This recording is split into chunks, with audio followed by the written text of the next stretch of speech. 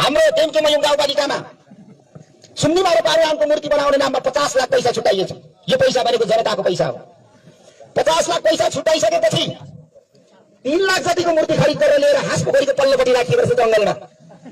मान्छेले देख्छ भनेर राख्नुपर्ने चाहिँ चोखियामा रहेछ, तर 50 लाख छुट्याएर 3 लाखको मूर्ति लिएर मान्छेले देख्छ भनेर सोझा सादा मान्छेहरूलाई त्यो निर्माण समितिको सदस्य अध्यक्षहरू बनाएर हस्ताक्षर गराएर 47 लाख पैसा चाहिँ खाइएछ। त्यसलाई खाएको भनिँदैन, त्यो घिचेको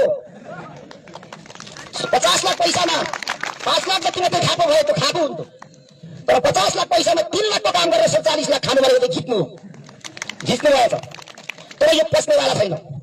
30 गते उहाँलाई अपच हुनेवाला छ।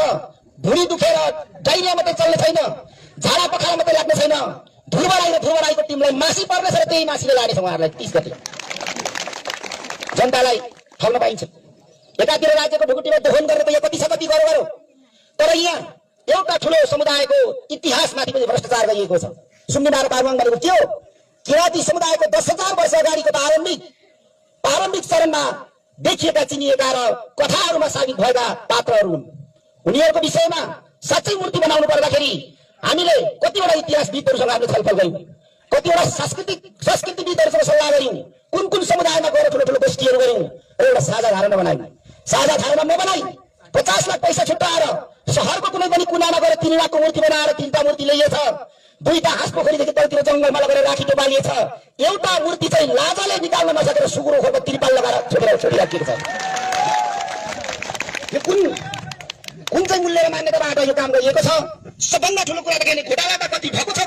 संस्कृतिमाथि, इतिहासमाथि र विश्वासमाथि, एउटा आस्थामाथि यहाँ घोटाला भएको छ। यो गम्भीर प्रश्न हो। जिन्दगी मेरी बाँचिन्छ यो जवाब यो घटना घटाउनेहरूले दिइराख्नुपर्छ इतिहासको कठघरामा। दाजुभाइ तथा दिदीबहिनीहरू, बिजुलीको एकचोटि मन्त्री पनि बन्नुभयो, तर आफ्नै गाउँमासम्म एउटा बाटो पुर्याउन सक्नु भएन। त्यो खालको नालायक मान्छेले होइन धरानमा आएर के गर्छ होला? मेरो डिजाइन थिएन, डिजाइन पुरानो थियो, तथापि एयरपोर्टको सम्भावना धरानमा होइन तपाईँको देखेर पुरानो मान्छेले डिजाइन गरेको। त्यतिखेर उचित मुआवजा दिएर जथाभावी जतासुकै जा भनेर होइन, उचित मुआवजा दिएर त्यहाँका मान्छेहरूले व्यवस्थापन गरेर एउटा एयरपोर्ट हामीले बनाउनु पर्छ भनेर मैले उहाँलाई कारणतर होइन बिन्ती गरेँ।